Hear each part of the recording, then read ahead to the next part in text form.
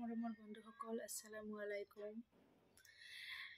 আমি মানুহৰ জীৱনৰ যিমান দিনলৈকে সঠিক সিদ্ধান্ত ল'ব নোৱাৰিম, সিমান দিনলৈকে আমাৰ জীৱনখন অনাই বনাই ঘূৰি ফুৰিব। আমি সঠিক ৰাস্তাত যাব নোৱাৰিম। সেইকাৰণে যিমান সোনকালে পাৰে আপোনাৰ জীৱনৰ আপুনি ভাল এটা সিদ্ধান্ত লৈ লওক।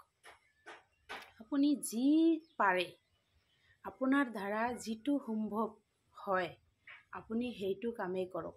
আপুনি যিটো কৰিব পাৰে কাম, সেইটোৱে কৰক আৰু জীৱনত আগবাঢ়ি যাবলৈ চেষ্টা কৰক।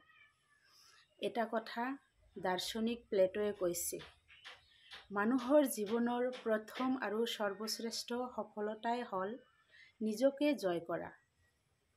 সেইদৰে নিজৰ আত্মাৰ ওচৰত পৰাজয় স্বীকাৰ কৰাটো এটা লজ্জাজনক কথা।